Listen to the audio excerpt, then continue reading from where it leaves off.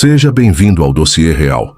A partir de hoje você vai ver aqui os mistérios do sobrenatural, fenômenos inexplicáveis e os segredos que a própria natureza esconde. Prepare-se. Porta assustadora. Em 2011, um homem chamado Henning estava relaxando em sua sala de estar, quando ele começou a ouvir alguns estranhos sons de desordem no início. Ele ignorou, assumindo que era o assentamento da casa ou algo do lado de fora, mas os ruídos persistiram por tempo suficiente para entrar em sua pele. Finalmente ele pegou o telefone e foi investigar. Hallo?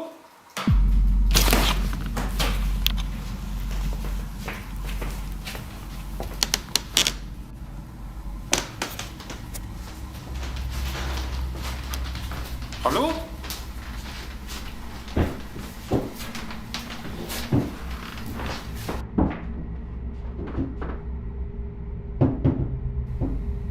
Hallo?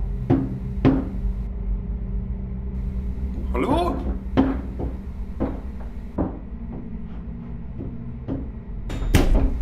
Hallo?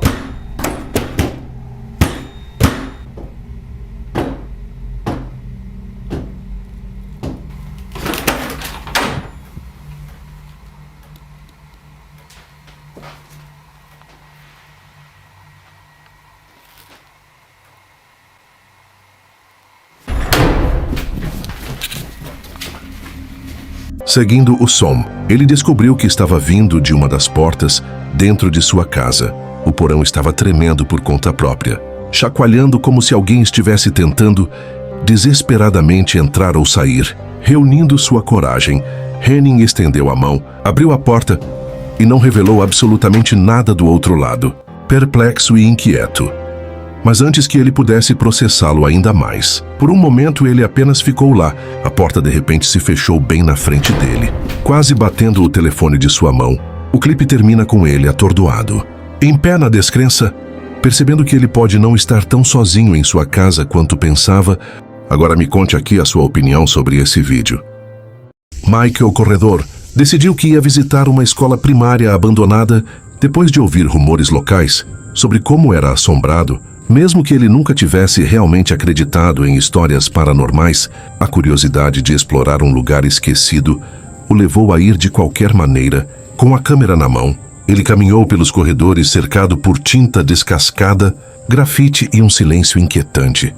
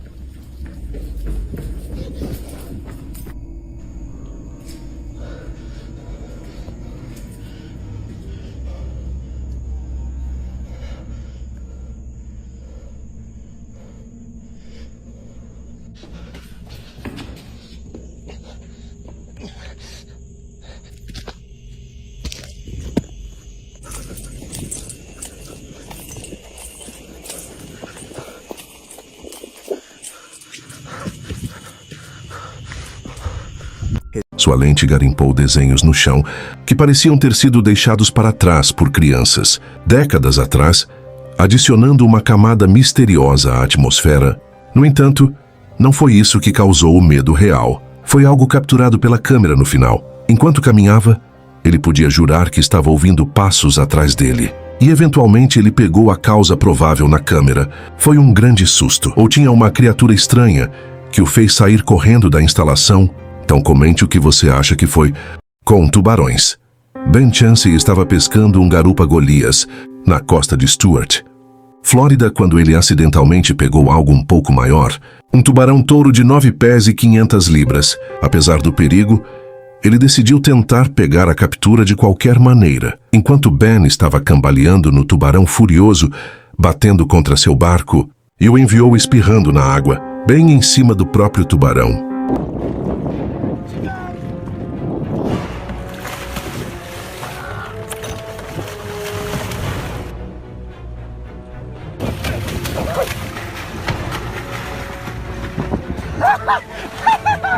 Whoa, baby! Get in the boat!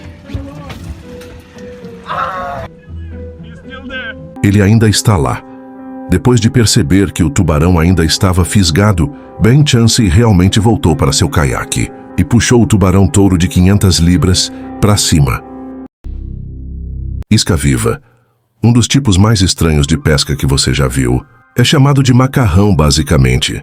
Macarrões realmente usam suas próprias mãos como isca. Eles enfiam o braço em buracos no leito do rio. Onde vivem bagres gigantes de cabeça chata, o bagre morde a mão e o macarrão agarra o peixe pela boca, ou guelra.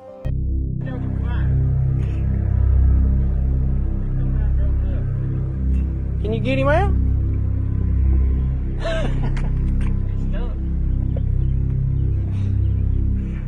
Here it is. Yeah. There we go.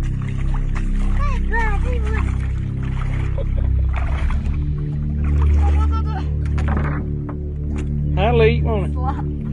Yeah, that'll eat. There goes some dang, that's good fish. There we go. Woo! Oh, I see. Get a close up. Get up on me. If I get any closer. Oh, you good. Macarrão pode ser um esporte muito perigoso. Pescadores perderam dedos e até se afogaram. Alguns foram mordidos por cobras venenosas e tartarugas, que assumiram buracos de bagre vazios. Oh my God, baby, he has cut you. I couldn't get nothing on him. Oh Lord. Dang. Let me see it. Now I'm pissed. I ain't never let a big fish go. Now don't be pissed. Oh, baby, he tore you up. Convidado não convidado, vários homens estão pescando de caiaque na costa de Sonora, na Califórnia, quando eles recebem um visitante inesperado, um leão marinho faminto e aparentemente cego. Excellent. Whoa. Hey, he's fighting my kayaks. What are you doing?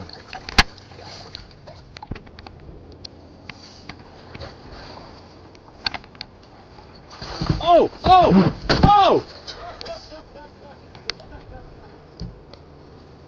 Oh, what are you doing?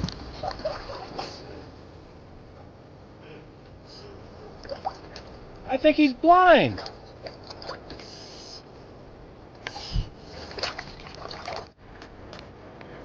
He wants my fish.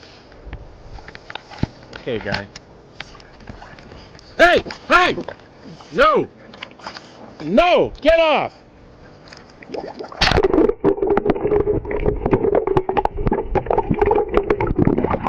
Oh! What are you doing? I think he's starving. I think he might be blind, or a little bit. He's associating people with food, and he's asking for food. So cute.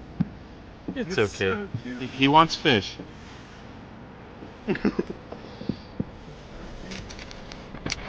Baby. He is cute. No. No.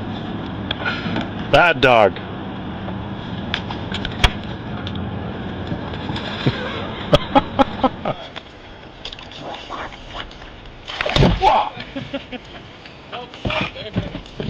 I don't think he wants to be touched. Oh, don't do that. Do it, man. O pescador trata o leão marinho com uma refeição de alguns peixes e manda ele embora com a barriga cheia.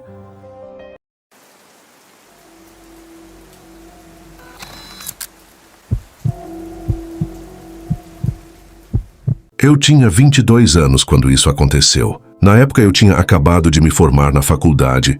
Eu estava entre empregos e fazendo bicos na minha pequena cidade, como babá limpando caças, executando recados, basicamente qualquer coisa que pagasse em dinheiro. Uma mulher que eu trabalhei no passado me recomendou a uma amiga de seu vizinho, um homem chamado Craig. Ele me ligou uma tarde e explicou que estaria viajando por uma semana e precisava de alguém para ficar em sua casa, para cuidar de seu Golden Retriever, Max. Ele disse que Max era um cachorro ansioso. Quem se saiu melhor com alguém realmente passando a noite, em vez de apenas vir para alimentá-lo, e o pagamento que ele ofereceu foi um pouco mais do que o normal. Então eu concordei. E conheci Craig 2 dias depois. Ele tinha 40 e poucos anos. Era alto. Usando óculos de aro de arame e um blusão, nada sobre ele parecia estranho no começo. Talvez um pouco excessivamente amigável, mas não assustador. Sua casa era na orla da cidade, escondido em uma área arborizada. O lugar em si era bom, mas um pouco datado, como com tapetes bege e cortinas florais. Craig me acompanhou em tudo. Quantas vezes deixar Max sair, onde a chave sobressalente estava, quais itens de geladeira eu poderia usar. Ele me disse que eu poderia ficar no quarto de hóspedes, que ficava logo após a sala de estar no primeiro andar. Comecei o trabalho na segunda-feira. As 2 primeiras noites foram normais. Eu assisti TV na sala de estar. Então levei Max em seus passeios noturnos e depois dormir no quarto de hóspedes com ele, enrolado ao pé da cama. Foi a 3ª noite quando as coisas deram errado. Eu estava sentado na cama, percorrendo meu telefone quando notei algo estranho. Na cômoda em frente à cama, ao lado de uma pequena lâmpada, havia um despertador digital. Lembrei-me de pensar que não combinava com o resto da sala. Era um plástico preto de aparência mais recente, com um display LED azul brilhante, mas todo o resto na sala parecia pertencer aos 2 primeiros. Eu não sei o que me fez olhar mais de perto. Talvez tenha sido a maneira como a luz da lâmpada atingiu a frente dela. Mas quando me inclinei, notei um pequeno orifício preto perfeitamente redondo, acima dos números. No começo eu pensei que era apenas um sensor, mas então eu notei o ângulo. O pequeno buraco estava apontado diretamente para a cama. Meu estômago caiu. Eu tinha lido histórias sobre câmeras escondidas em despertadores antes, mas eu nunca tinha visto um pessoalmente. Minha mente começou a correr. Eu peguei, e era mais pesado do que eu esperava. Havia um zumbido fraco dentro. Como um pequeno fã, virei-o para mim e olhei diretamente para o orifício. Foi quando Max, que estava deitado na porta, de repente levantou a cabeça e começou a choramingar. De outro lugar da casa, não a porta da frente, mas mais profundamente por dentro. Eu ouvi o som inconfundível de uma porta se fechando. Cada cabelo do meu corpo se levantou. Craig não deveria estar de volta até domingo, e era apenas quarta-feira à noite. Eu congelei segurando o relógio em minhas mãos. Meu coração batendo tão forte que quase doeu. Então ouvi passos lentos no tapete do corredor. Eu rapidamente coloquei o relógio de volta e me mudei para a porta, trancando-o assim que os passos pararam do lado de fora. Então a voz de Craig veio através, calmo, mas ligeiramente sem fôlego. Ele estava dizendo que tinha deixado algo lá da última vez que esteve em casa e precisava que eu abrisse a porta. Eu não pude falar um momento depois. Ele disse que não era o que eu pensava, alegando que era um sensor de movimento para o cachorro e que ele não queria me assustar mencionando isso. Eu me afastei da porta, com minha mão sobre minha boca. Ele me disse para sair e que conversaríamos como adultos. Suas batidas se transformaram em batidas. Mas quando eu não respondi, ele gritou comigo para abrir a porta. Com sua voz não mais calma, mas afiada e zangada, Max começou a latir e pular na porta. O que só fez Craig parecer mais agitado. Eu olhei para a janela, que era baixo o suficiente para o chão para escalar. mas estava trancado, então me atrapalhei com a escotilha, minha mão tremendo tanto que demorei 3 tentativas. Para abri-lo atrás de mim, Craig ainda estava batendo agora, gritando que se eu não abrisse a porta, ele pegaria a chave do quarto e chamaria a polícia e ia dizer a eles que eu invadia a casa dele. Não esperei para ouvir mais. Eu empurrei a janela aberta e pulei desajeitadamente e caí na grama do lado de fora. Max agarrou atrás de mim com suas unhas, segurando no parapeito da janela, mas ele acabou desistindo e não saltou. Corri pelo quintal lateral e desci a calçada de cascalho, até chegar à estrada. Meu telefone estava no meu bolso e liguei para minha mãe, que morava a 15 minutos de distância. Eu disse a ela para vir me buscar agora. No momento em que ela parou, eu estava me escondendo atrás de um aglomerado de caixas de correios e a casa de Craig não estava à vista daquele local, mas eu continuei olhando por cima do ombro. Fiquei na casa da minha mãe o resto da noite. Na manhã seguinte, bloqueei o número de Craig e liguei para um advogado. O advogado disse que sem prova física, como uma gravação da câmera ou do próprio dispositivo, apresentar queixa seria difícil. Mesmo que o relógio fosse uma câmera escondida, Craig poderia alegar que era um sensor de movimento inofensivo e, sem evidências, seria minha palavra contra a dele. Eu queria voltar e tirar uma foto dele. Mas meu advogado desaconselhou fortemente voltar para a casa sozinha, e a ideia de ver Craig novamente fez minha pele arrepiar. Então nada aconteceu com ele. Eu nunca fui pago pelas 3 noites que fiquei lá.